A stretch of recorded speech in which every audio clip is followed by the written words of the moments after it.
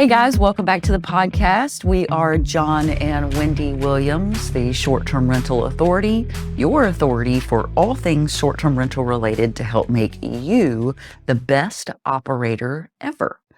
And we have a question from Todd Fleming from Ohio. And his question is, how do you protect your asset if regulations change? And I thought that was a really great question and that we should address it on the podcast. So we get this question a lot. You know, are Airbnbs legal? Can I do Airbnb? What are the Airbnb regulations? That kind of thing. So I thought that we could talk about that. And what I'd like to talk about first is, so here's what we're going to talk about today. We're going to talk about a mindset shift that a lot of people don't realize that they need to make about regulations. Then we're going to talk about the different types of regulations that there are. And then we will address the how do you protect your asset if regulations change aspect. Right. I think his was more of a, hey, if I go invest in some area or something, what do I do if all of a sudden they change it? Like it's allowed now and then they change it. How do I protect my investment? Right. Which is a valid question. Sure. Right. But we'll talk about that last. Okay. Yeah. So let's talk about first this mindset shift that people need to make regarding regulations. And you were talking about it earlier and it was really good. So regulations don't tell you what you can't do. They tell you how you can do it. Oftentimes, yeah. So I would just say that is a way to go look at the regulations, is not what it's telling me I can't do, but it often is telling you how you can do it. Right. Right. That there's a difference. And I think that's why you called it a mindset shift. It is. It's a mindset shift. You kind of have to go into it with that perspective. And, you know, one of the things we always say is make sure you're actually reading the ordinance itself. You know, go find the actual ordinance. Because here's the thing, I think this question comes from a place of fear. It comes from a place of misunderstanding a lot. Obviously, yeah. And it comes from Facebook groups that you're on and things like this. Like, oh my God, they're banning short-term rentals. Or they're banning Airbnb or they're whatever, right? Right. And what are we going to do about it? Or I'm afraid that, hey, they're going to do that where I am. Or, you know, I would never go. You hear things like this, like, well, you can't. You know, you can't do it in Los Angeles because it's so onerous. And I'm afraid, you know, we have a lot of students and coaching clients that are in the California market, and they're constantly worried about, hey, are they going to bring that here? Because there's a lot of markets where it is regulated. Los Angeles being one. A lot of Southern California is that way. You don't see it as much in your vacation type destinations. So I was thinking like, you know, Big Bear National Park and stuff like that. Those markets tend to, or like on our side of the country, you know, your Myrtle Beaches or your, you know, places like that are vacation destinations don't typically have this problem because it's been that way all along. Right. And the economy depends on it. Sure. So we're mostly talking about, you know, your metro areas, your cities, your the big places we operate. Charlotte, you know, your Atlantas, your cities is really where this in towns that aren't traditional destinations for leisure travel, right? That's usually where these come in. Mm-hmm. So, and you talked about it just a second ago, is the ordinances. So let's talk about the different types of ordinances or regulations. So we've got the city or the town ordinances, which you should definitely research first before you get started to see what you can do, right?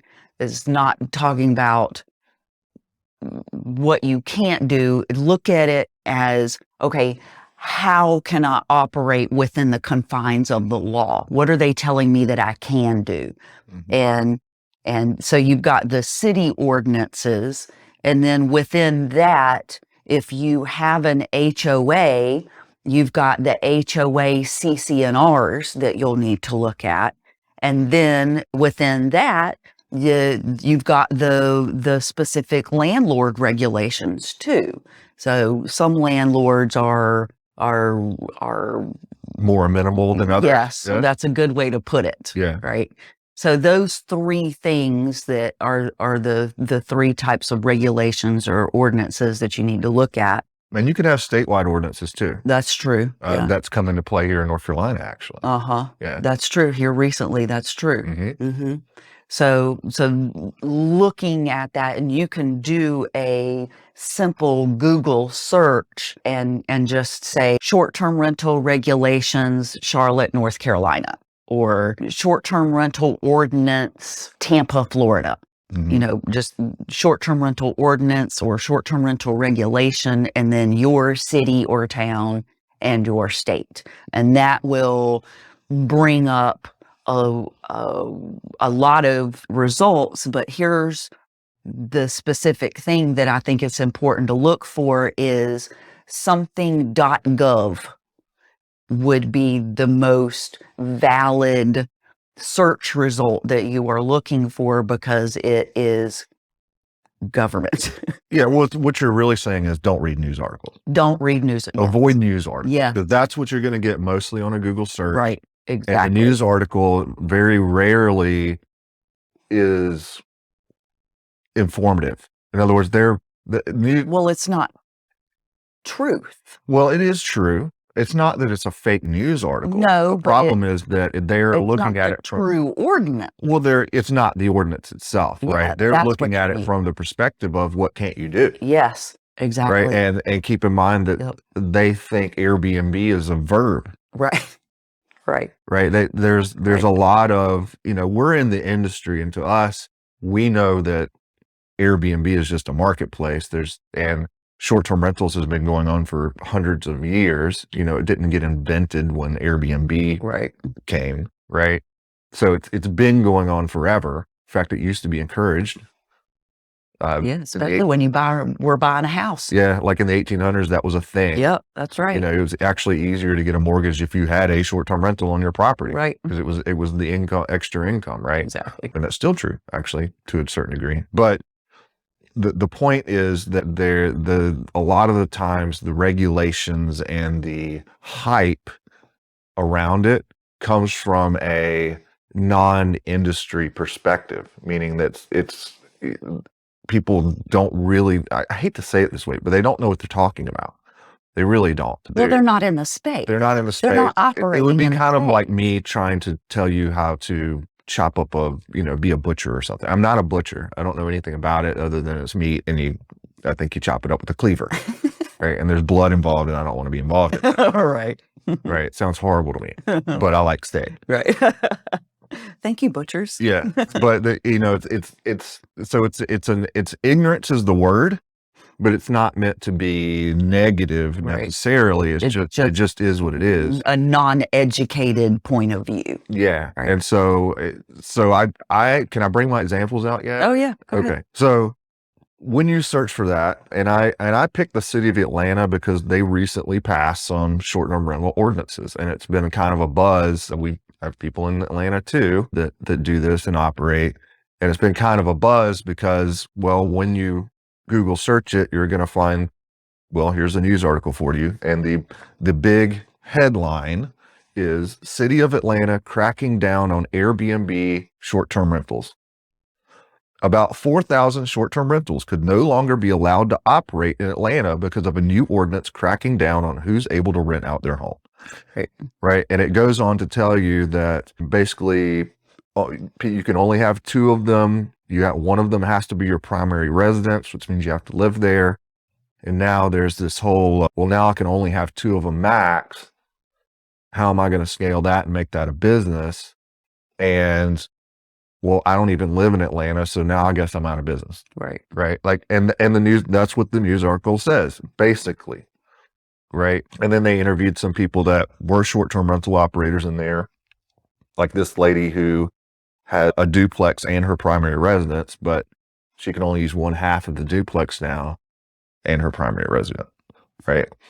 And you have to get a license, and it's not onerous really. It's $150, I think, for the permit. Oh, that's not too bad. And that's fine. But that's what it is. That's the type of information you're going to get from a news article. Okay.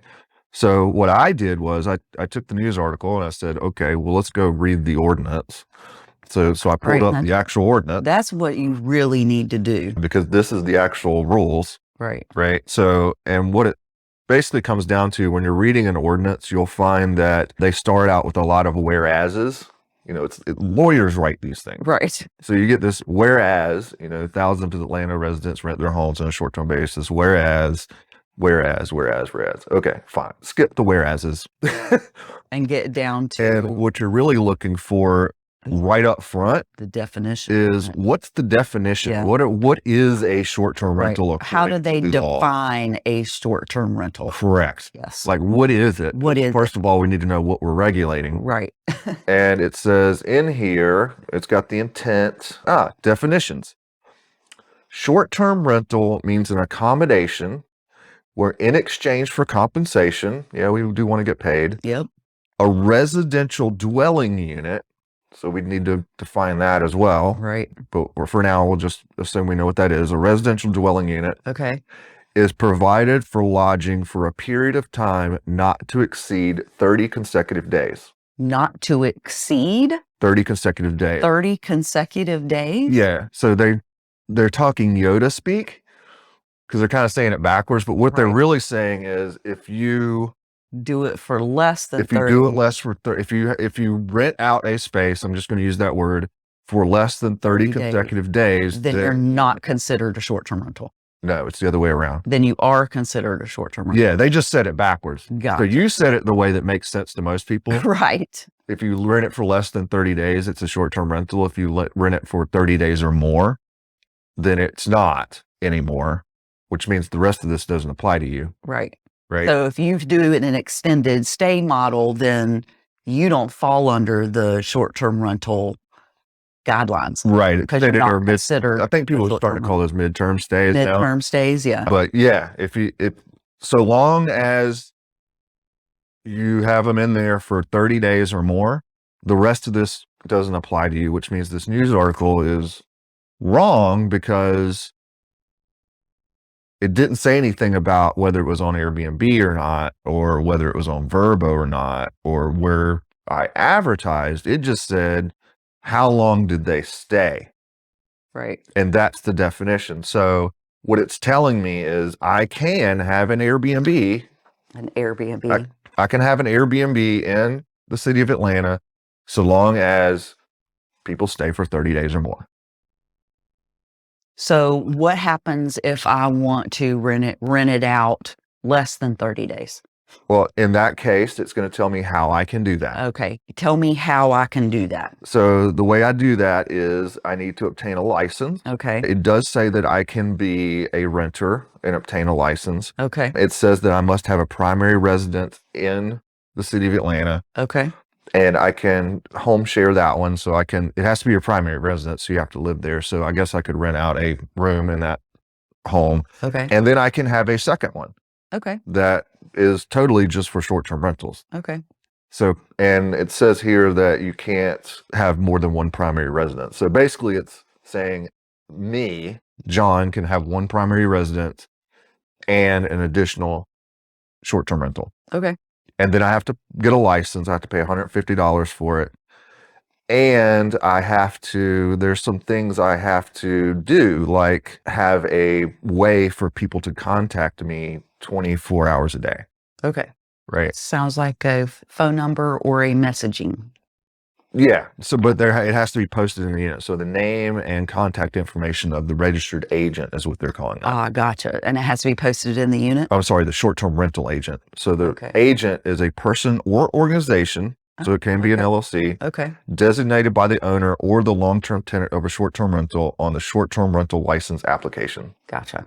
Such a person shall be available for and responsive to contact at all times. So it can be my team. Okay. it can be Queen City Suites. That's the agent. Got it. And that's it. That's pretty much it. That's it? Yep.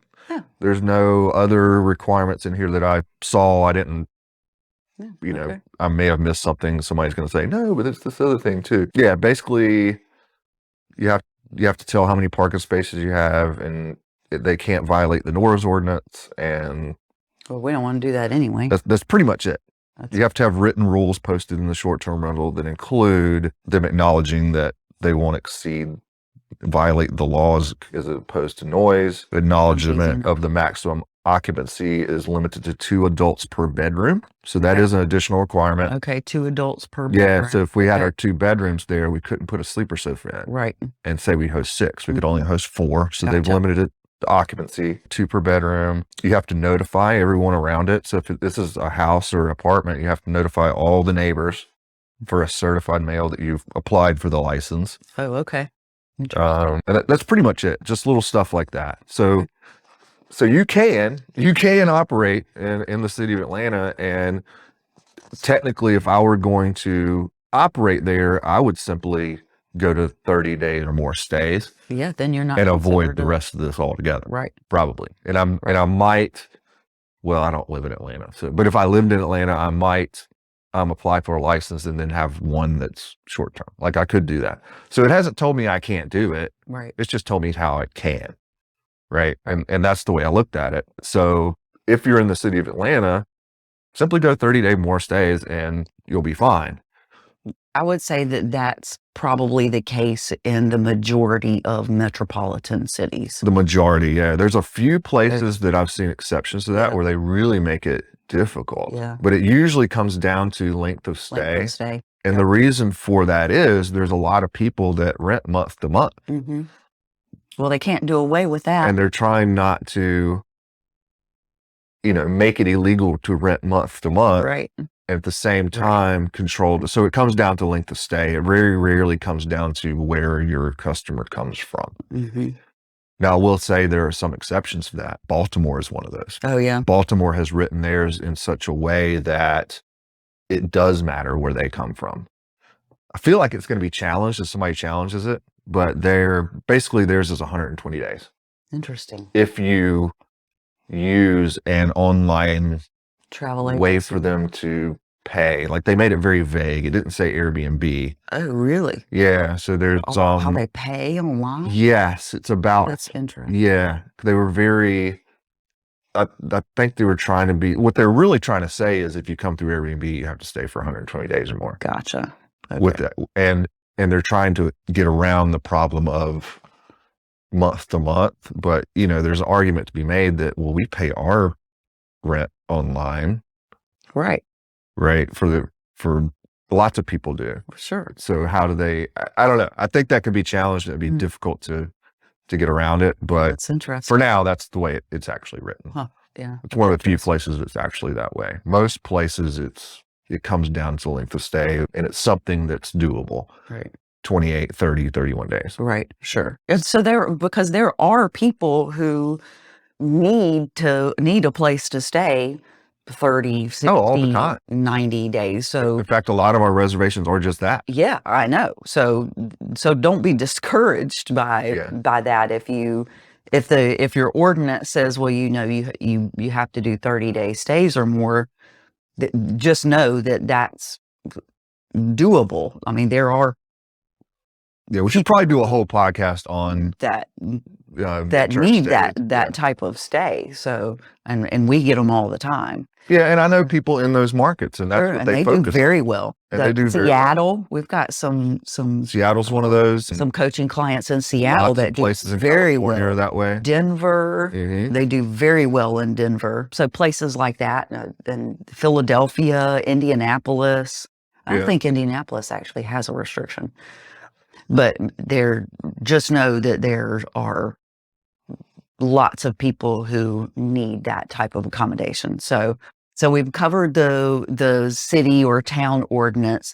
Let's talk a little bit about if you're in an HOA and your HOA they're called, what you need to look for if you're in an HOA, what you need to look for are the CC&Rs, and that stands for covenant Yeah, you just set yourself up not to know what that means.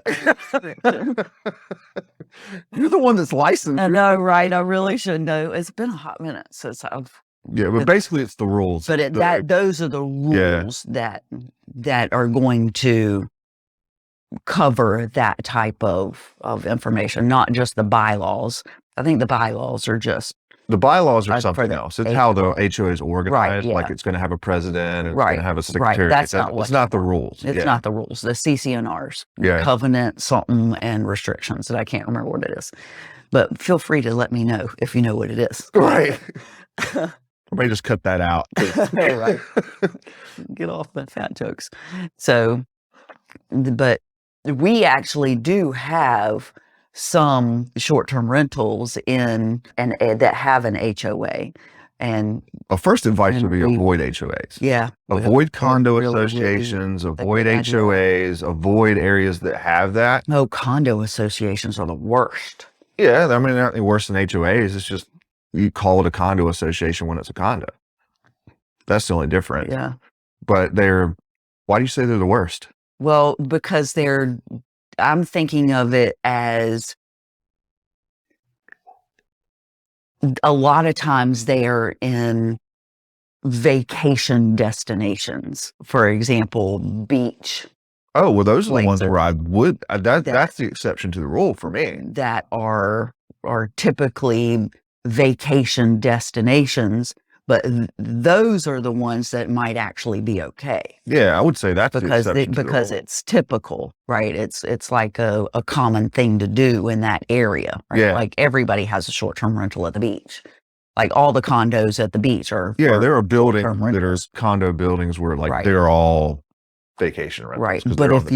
But if you're not, then you really need to watch out if you're looking to short-term rental a condo, because there definitely going to be some restrictions in the condo associations for sure. Yeah, well, even if there aren't, the risk is that they'll change it. Yeah. See, right? Because an HOA is just a group of 6 people that volunteered a lot of times just to do it because nobody else would want to. Right.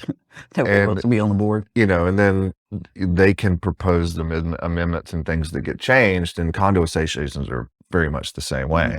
Now, typically the group has to vote on it. Right, I was going to say. The fact that it's there at all is usually driven by who's on the HOA. Now, if you could control the HOA, or you can control the condo association, meaning you own most of the condos in the building, then maybe it's not as much of a risk. Right. That's interesting. But it is a risk, and it's something you want to mitigate first by just avoiding it. Sure.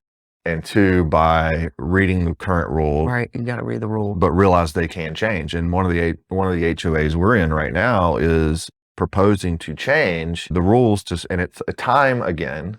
They're saying, hey, you can't lease a property for less than 6 months. Oh, 6 months. Okay. 6 months. The neighborhood we live in is 12. Right. So it makes it very difficult. Well, is it possible? Yeah. But I would rather go to lower hanging fruit, So in those cases, you end up having to move generally, or go back to a long-term rental model. Right. So that's a risk. So I would just stay out of them to begin with.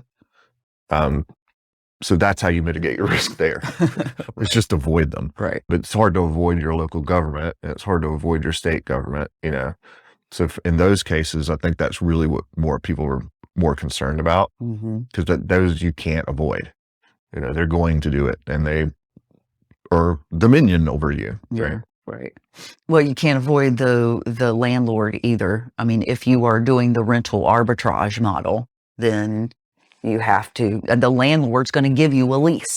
True. Like there are some apartment buildings that just won't let you do it. Yeah. They just don't. Yeah, basically. And it's okay, next. Right. So you just don't operate there. Yeah. Please don't operate under the radar. You don't want to build a business on in any of these scenarios, by the way, you don't want to build a business on hiding. No, that is poor ethics. Right. It's poor ethics, but it's also not a very good business foundation. I mean, and that's just risky. It's a house of cards waiting to come down. Oh boy. Yeah, it's only a matter of time. So I actually enjoy operating in areas that have regulations. I was going to say that. Well, you say it then. Well, because it takes out a lot of competition. Well, okay, for that reason, but it also gives you more certainty. Well, that's true too. So if you're in an area like Charlotte that has no short-term rental regulations, so it's kind of a free-for-all. Yeah. Now you have to worry about, well, what if they put some in? Well, now And I that don't know what they're going to be. well, now that brings us nicely to Todd's question. Right. How do you mitigate your risk, or how do you protect your asset, is actually the way he said it, Mm-hmm. if regulations change. Right. Well, first I would point out that there's very few industry. Well, there's no industry. There's no industry that's not subject to regulation risk. There's not a single one. Well, yeah, that's a really good point. Great example. The government says, okay, car companies, your average fleet now has to get 35 miles to the gallon, right? That's a regulatory risk. They're not set up for that.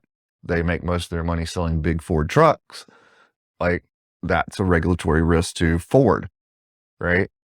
And so their job now as a business, as entrepreneurs, I guess, is to navigate that. So as entrepreneurs, that's what we do. We navigate changes. Things always change, and there's always regulatory risk no matter what industry you're in. That's true. So there's that. But a lot of what we advocate is the systems and processes that you put in place should be anticipating that. Like this noise section of this ordinance here says, hey, we're going to fine you if your guests violate noise ordinances. Mm-hmm. And a lot of times that's going to come from, well, neighbor complained and said that you were loud. Right.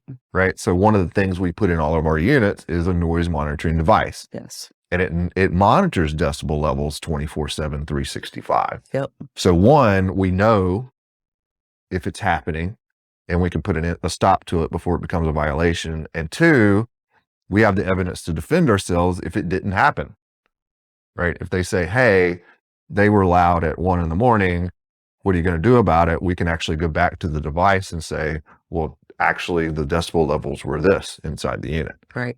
Right. And so if you get caught cutting corners and skipping kind of some of these steps that are in place, then all of a sudden new regulation, now you've got to put the cost out to do that thing, or you get a violation, right? And it says in here, I think if you get more than 3 in a year, they take your license away. Mm.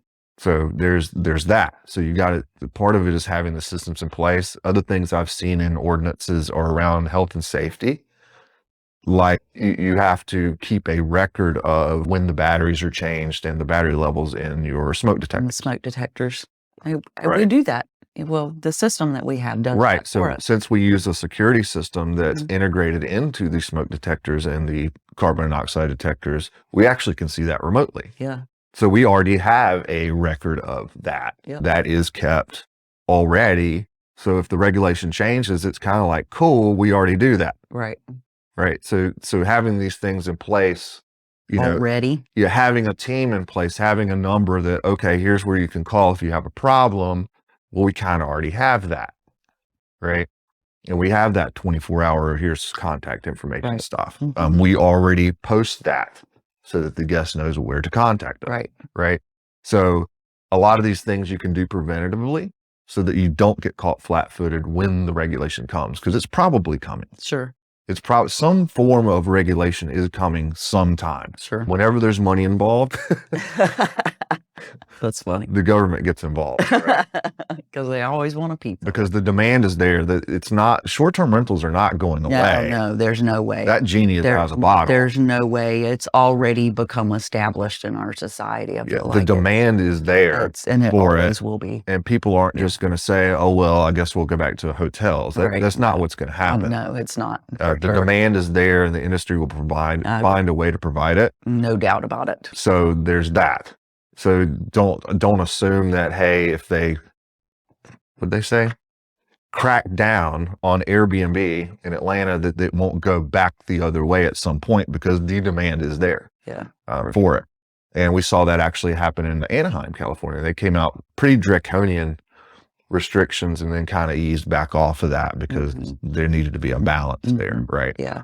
And frankly, Atlanta didn't go full crazy on it, right? They just said, here's how you can do it. Right. Right. I feel like most of them are that way. Yeah, they are, because they've seen what's happened in other places. So as time goes on, these kind of things are going to get way more predictable, because they're going to be more, I'm going to use the word uniform, I even feel like though they're that's true. different localities. I feel like that's true. Like they're all going to require you to have the noise thing.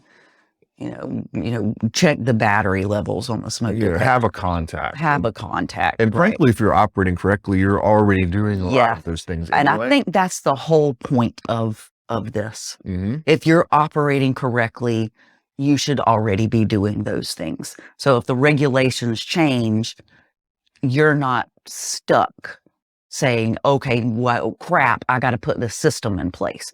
You're already doing it if you're operating correctly. Yeah, you know what I think one of the biggest things that we can do as operators to protect our investment is simply to educate. Because a lot of the times the city council or whoever's making these decisions, they're not in the industry. Right.